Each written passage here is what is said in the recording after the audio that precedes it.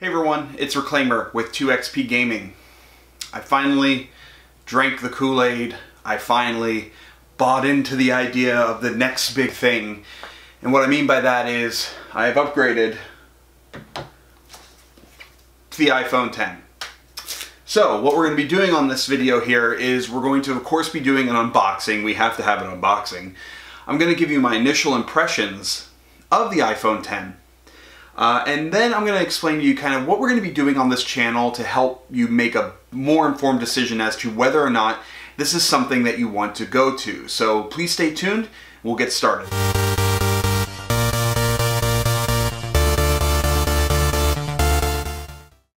Alright, so we're going to be going over the iPhone X today. Now, I want to let you know that of course we're going to do an unboxing. We have to do an unboxing, right? This is a gaming and tech channel. We have to do an unboxing. But I'm not going to go too crazy into the specs of the phone or stuff like that because this phone has been done to death in the media and on YouTube already. So I'm going to do the obligatory unboxing because we want to have that sweet unboxing video for you. But what I want to do is I want to give you a quick little story as to why this was such a difficult decision for me to make.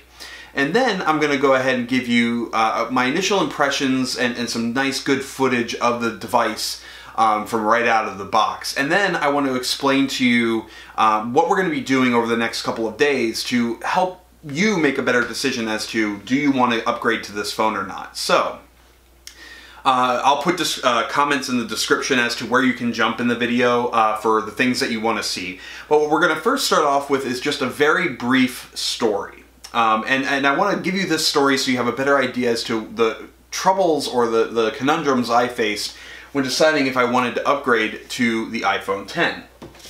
So I have been an iPhone user since the iPhone 3G. I had a very brief stint as an Android user when the Galaxy S5 came out, and I decided to go back to iPhone. And you know, when I was younger, right around the time the iPhone 3G came out, I was a pretty big Apple fanboy, right? Nothing's better than a Mac, nothing's better than an iPhone, these are the best, blah, blah, blah. And over time that has changed. Obviously you can see I have my gaming PC behind me with the nice ultra-wide PC Master Race desktop background, which I can understand is pretty ironic when you're talking about an Apple product. But over the years I've gotten a little more product agnostic. So what I mean by that is I don't necessarily want to be using one particular piece of technology. So I'm not all Mac, I'm not all Windows, I use different things in my day-to-day.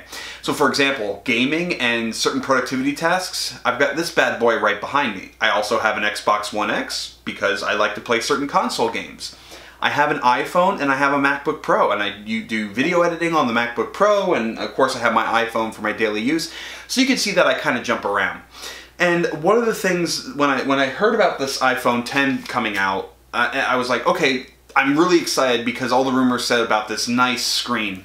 And then I saw some things I didn't like the notch or the price.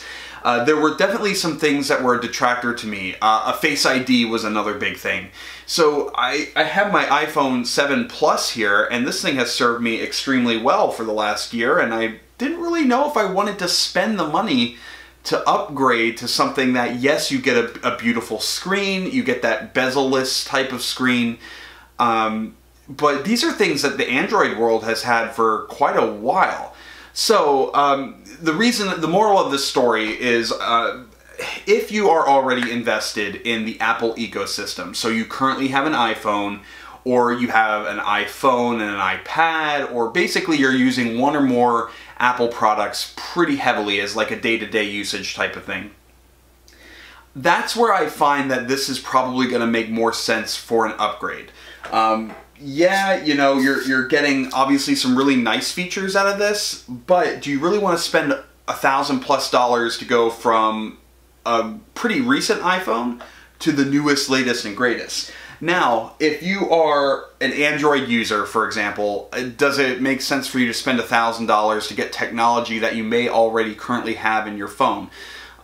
Maybe not. So that, again, that's the moral of this story is, you know, this is not the right phone for everybody. I think that this is going to be a great device for someone that is already invested in the Apple ecosystem in some shape or form. So that may be a popular or unpopular, you know, opinion, but that's my opinion. That's what I find with this. So what we're going to do now is we're going to go ahead and get to the sweet unboxing video. The iPhone 10 that I have here is a 64 gigabyte space gray version. Yes, I did say 64 gigabyte. And I'm going to explain that decision really quick. I currently have a 128 gigabyte iPhone 7 Plus. I'm only using about 30 gigabytes out of that 128. So while I understand that if you go and jump up to the 256 gigabyte version, the value per gigabyte is much better at the 256 gig version. But I just didn't feel like spending the extra money on something that I'm not going to use. If you have the extra money and you really don't care about spending money on something that you may not use, you're going to get more bang from your buck if you go for the 256 gigabyte version. But I just went with the space gray 64 gig version. I'm with AT&T.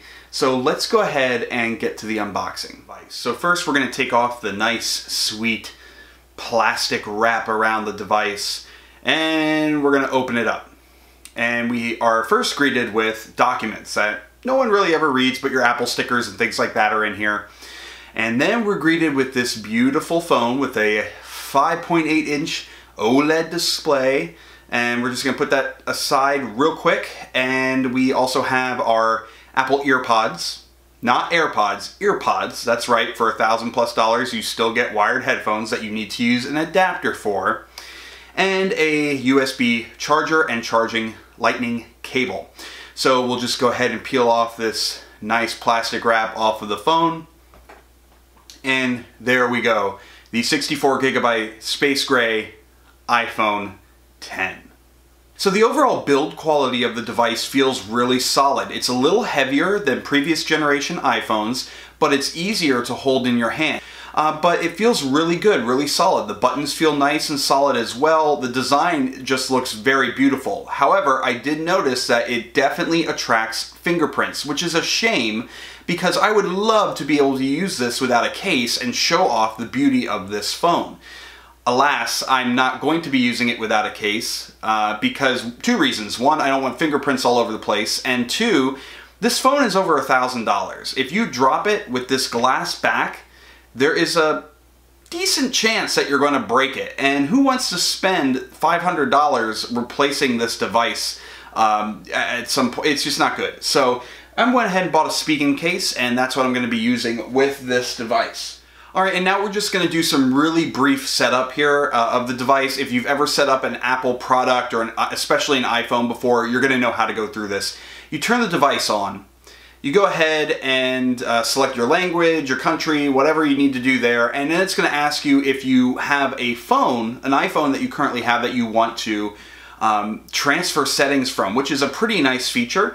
And all you have to do for that is have your iPhone close to you, your current iPhone I should say, and hold your current iPhone's camera up to the iPhone X's camera, and it's basically going to give it a special code much like the Apple Watch pairing, and it's going to go ahead and start transferring settings. Once you finish with that, then you can go ahead and decide, do you want to set this up as a new phone? Do you want to set this up from an iCloud or an iTunes backup? You know how this goes, so I'm going to kind of just skip right over this. So now my iPhone 10 is in its speaking case.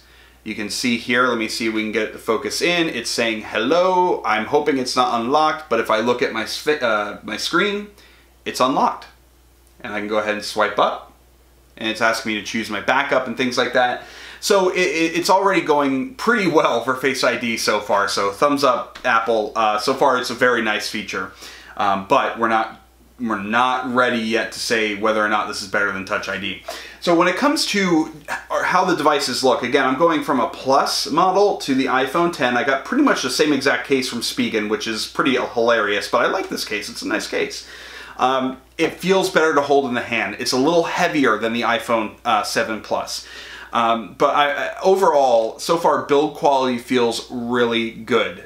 Now, this is where I'm going to go ahead and maybe disappoint you, but I'm going to make up for it. I hope I'm going to make up for it.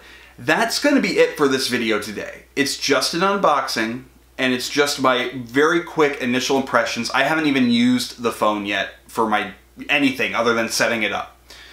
But I wanted to put this video out first to give you an introduction to the phone and my personal decisions and journey with it. We're going to be doing something a little different on this channel, which we really haven't done before. And what I'm going to be doing is basically, we're going to call it a day in the life series.